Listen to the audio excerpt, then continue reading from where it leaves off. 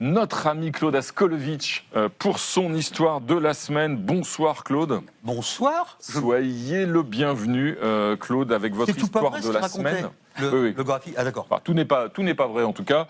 Vous, à l'inverse, tout est vrai dans l'histoire que vous allez nous raconter ce soir. Il s'agit d'itinéraires parfois un petit peu sinueux, d'un austère, comme il le disait, mais qui ne se marre plus. D'un homme qui était de gauche, mais qui était droit. Bon, cela dit, ce que je veux vous raconter d'abord, c'est un regard. Le regard que lance un homme à un ami qu'il croise dans le métro, et dans ce regard, il lui dit qu'il ne faut surtout pas lui parler, qu'on ne doit même pas les voir ensemble. Alors l'autre comprend qu'il se passe quelque chose de plus grand qu'eux, il obtempère.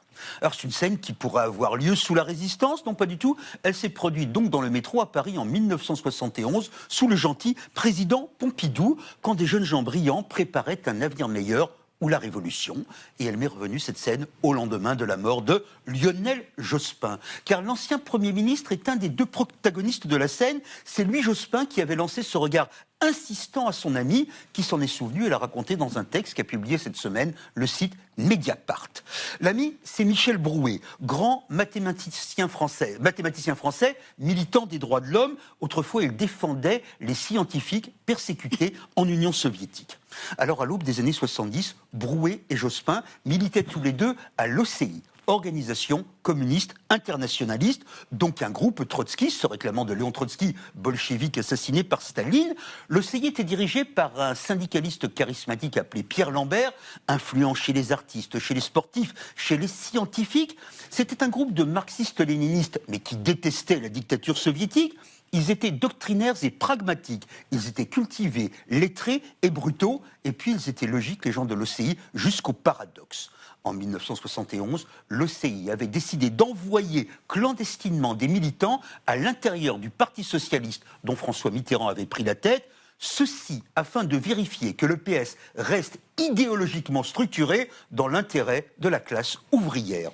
Lionel Jospin fut de ces clandestins. Il commençait son travail quand il avait croisé son ami Brouet dans le métro, et ces deux-là qui s'aimaient ne se retrouvèrent que 17 ans plus tard. 1988, Lionel Jospin est devenu ministre de l'Éducation. Il voit Michel Brouet, il le serre dans ses bras. Il faut qu'on se parle, on peut se parler. Ils ont eu ces deux-là de longues années à parler ensemble et à s'aimer, à rire et à chanter, et aussi rire sans se moquer de ce en quoi ils avaient cru. Entre-temps, Brouet avait quitté l'OCI, Jospin également. Il était devenu simplement socialiste après avoir gardé pendant des années une double identité. Tiens, il était encore trotskiste en 1981 quand François Mitterrand lui avait confié la direction du Parti socialiste. Alors ça n'a pas du tout été une vie simple, mais ce ne fut pas non plus la duplicité qu'on pourrait imaginer.